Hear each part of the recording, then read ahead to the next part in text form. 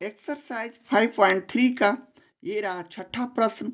यदि ए square B square सी square AP में है तो दिखाएं कि ए बटे बी प्लस सी, बी बटे सी प्लस ए, सी बटे ए प्लस बी एपी में है। तो यहाँ हम लिखेंगे सबसे पहले, चूंकि ए स्क्वायर बी स्क्वायर सी स्क्वायर एपी में है,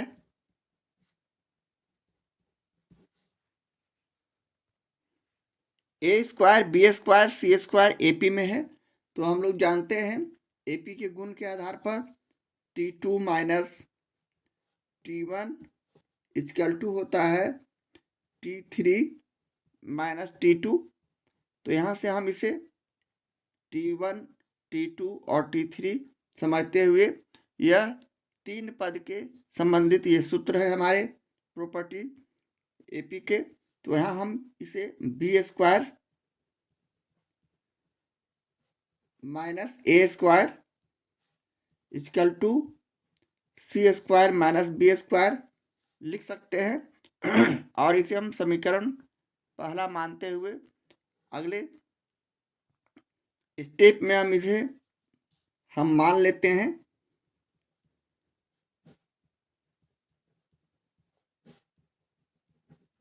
मान लिया कि ए बटे बी प्लस सी,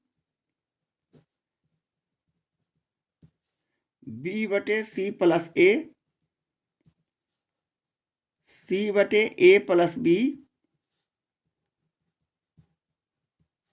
एपी में है, जिसे हमें सिद्ध करना है, साबित करना है। यदि हम इसे अपने सॉल्यूशन में समीकरण फर्स्ट ले आते हैं तो हमारा यह साबित हो जाता है। तो यहाँ से हम लोग इसे हल करते हैं उसी तरह according to property of AP के अनुसार हम लोग यहाँ उसी तरह T2 माइनस T1 बराबर T3 माइनस T2 करेंगे। यानी T2 यहाँ हो गया B बटे C प्लस ए और माइनस का चिन्ह देंगे, और A बटे B प्लस सी हमारा T1 है इक्वल टू T3 यहाँ C बटे A माइनस B है, A प्लस B है, माइनस यहाँ हम T2 B बटे C प्लस ए लिखेंगे। अब इसे हम अपने कैलकुलेशन के आधार पर इसे हल करेंगे, यानी हम इसे एलसीएम निकालते हैं। C plus A B plus A हमारा एलसीएम हो जाएगा। जैसा कि हम लोग जानते हैं 5 और 6 का लघुत्तम निकालते हैं तो 6 पचे 30 गुना कर देते हैं। यहाँ हमारा बीजीय व्यंजक है तो इसे हम इस तरह गुना करके लिख दिए। अब C प्लस ए को C प्लस ए और B प्लस सी में हम भाग करते हैं तो C प्लस ए कट जाएंगे तो बच जाएंगे B प्लस सी, जिसे हम गुना B में कर देते हैं तो हम इसे इस तरह लिख सकते हैं B प्लस सी। इसी तरह माइनस का चिन्ह देते हुए B प्लस सी का C प्लस ए और B प्लस सी में हम भाग करते हैं तो B प्लस सी और B प्लस सी कट जाएंगे, यानी C प्लस ए बच जाएंगे, जिसे हम A में गुणा कर देते हैं तो इसे हम इस तरह लिख सकते हैं C प्लस ए। इसी प्रकार बराबर का चिन्ह देते हुए A plus B C plus A हमारा भिन्न का घटाव का ये जोड़ हो गया A प्लस बी और C प्लस ए, हम इसे गुणनफल के रूप में इस तरह लिख सकते हैं। अब हम उसी तरह A प्लस बी का A प्लस बी और C प्लस ए में भाग करते हैं तो हमारा रिजल्ट C प्लस ए आता है। A प्लस बी और A प्लस बी हमारा कट जाएंगे और C प्लस ए को हम ऊपर C से गुना करते हैं तो इसे हम इस तरह लिखते हैं C प्लस ए, C इंटू सी प्लस ए, माइनस का चिन्ह देंगे। C प्लस ए का A प्लस बी और C प्लस ए में भाग करते हैं तो C प्लस ए और C प्लस ए हमारा कट जाता है, हट जाता है। A प्लस बी हमारा बचता है, जिसे हम B से गुना कर देते हैं ऊपर तो B plus b A plus b हम इस तरह लिख सकते हैं। इस तरह का हमारा कैलकुलेशन आगे बढ़ रहा है। अब हम इसे गुना कर देते हैं ऊपर, यानी B को B से गुना किए तो B स्क्वायर प्लस है तो प्लस का चिन्ह दिए, बी को सी से गुना किए तो बी सी, माइनस है तो माइनस दिए, ए को सी से गुना किए तो ए सी। इसी प्रकार माइनस ए को प्लस ए से गुना किए तो माइनस ए स्क्वायर, और इसे हम नीचे इस तरह सी प्लस ए और बी प्लस सी लिखते जाएंगे। बराबर का चिन्ह देने के बाद अब हम पुनः इसे सी में सी से गुना किए तो सी स्क्वायर, प्लस सी में ए से गुना किए तो इसे ए सी लिख सकते हैं। इसी प्रकार हम यहाँ पुनः माइनस बी को ए से गुना किए माइनस बी ए या a b, minus A b, minus b को प्लस बी से गुना किए तो माइनस बी स्क्वायर, और इसका हम इस तरह ए प्लस बी और सी प्लस ए इस तरह लिख दिए। अब हम यहाँ से सी प्लस ए और सी प्लस ए को काट सकते हैं, हटा सकते हैं, इसलिए ये दोनों यहाँ इक्वल में है और दोनों नीचे है, हर में है, तो हम इसे हटा देंगे। अब हम अगले स्टेप में इसे आगे इस प्रकार हल करते हैं, यानी हम सजातीय को एक जगह लाते हैं, जैसे बी स्क्वायर माइनस ए स्क्वायर को एक जगह लिखे सजा के, प्लस बी सी माइनस ए सी इस तरह लिखे, और बटे नीचे हमारे पास बी प्लस सी बच गए।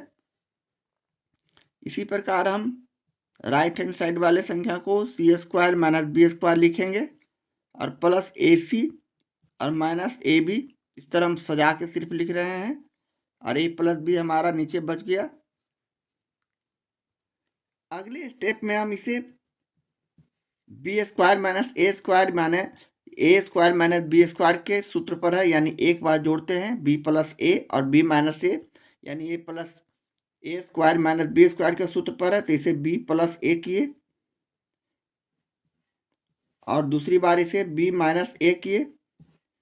अब यहाँ हम लोग ए सी में सॉरी यहाँ बी सी माइनस ए सी है, तो यहाँ दोनों में सी कॉमन ले लिया है, तो प्लस सी हम यहाँ कॉमन ले लेते हैं, तो हमारे पास संख्या बच जाता है बी माइनस ए। हम इसे इस तरह लिख दिए, और ये हो गया नीचे बी प्लस सी। बराबर का चिन्ह देते हुए इसे भी उसी तरह सी स्क्वायर माइनस बी स्क्वायर, यानी ए स्क्वायर माइनस बी स्क्वायर के सूत्र पर एक बार जोड़ते हैं तो ए प्लस बी, और दूसरी बार घटाते हैं तो ए माइनस बी।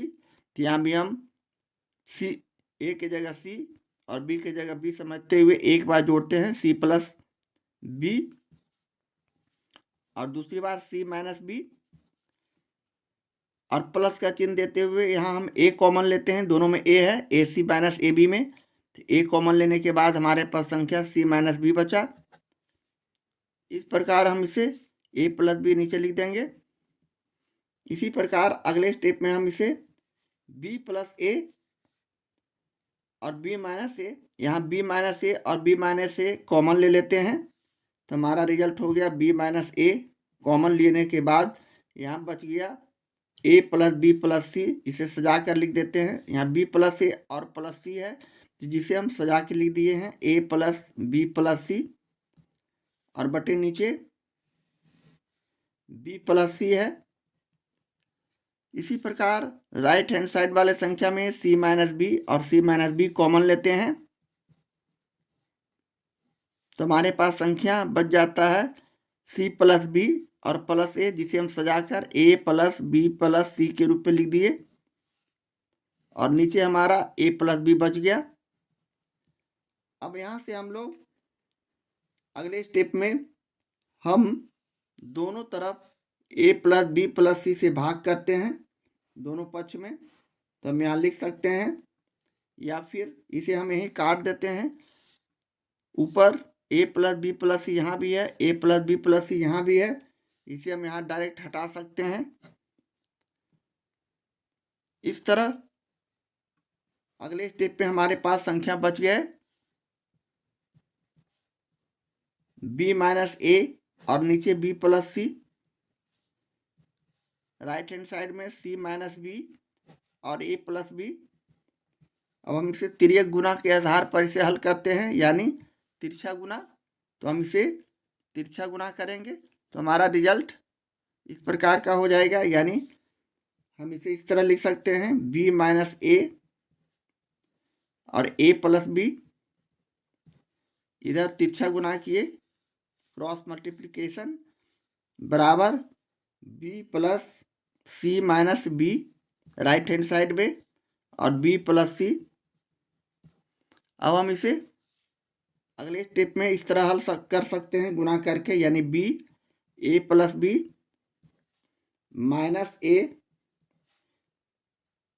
प्लस बी या b प्लस ए एक ही बात है, बराबर इसे भी हम उसी तरह गुना कर सकते हैं c b प्लस सी और यहाँ माइनस बी प्लस सी। इस तरह अब हम इसे गुना करते हैं तो हमारा b में से गुना हुआ तो ए बी में ए से गुना हुआ तो A B plus B square minus A square minus A B equal to, यहाँ हम उसी तरह B C plus C square minus B square minus B C करेंगे। अब हम इसे इस प्रकार लिख सकते हैं ए बी और माइनस ए बी को हम यहाँ विपरीत चिन्ह है, इक्वल संख्या है, इसे काट सकते हैं। बी सी प्लस में है, माइनस बी सी माइनस में है, यहाँ प्लस और माइनस के इक्वल संख्या को काट सकते हैं। इस प्रकार हमारे पास संख्या बच गया बी स्क्वायर माइनस ए स्क्वायर बराबर सी स्क्वायर माइनस बी स्क्वायर, जो कि समीकरण फर्स्ट है। इस तरह हमने बी स्क्वायर माइनस ए स्क्वायर बराबर सी स्क्वायर माइनस बी स्क्वायर ले आया है। इस तरह हम प्रश्न 6 का यही हमारा बनाने का तरीका होगा और यह हमें साबित करना था, यही प्रूव्ड है। इस प्रकार हम प्रश्न 6 का सॉल्यूशन करते हैं। एक्सरसाइज 5.3 का ये रहा 7वां प्रश्न, जिसमें हम लोग 3 प्रश्नों का सॉल्यूशन करेंगे।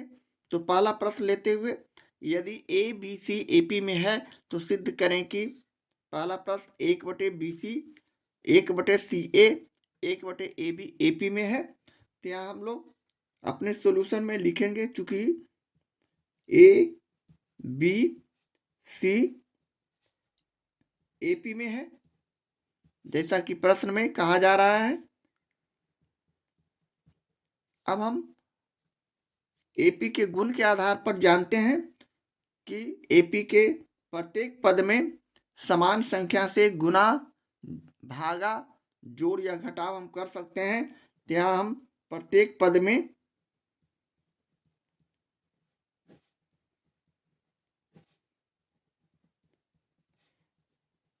ए बी सी से हम भाग करने जा रहे हैं। से भाग करने पर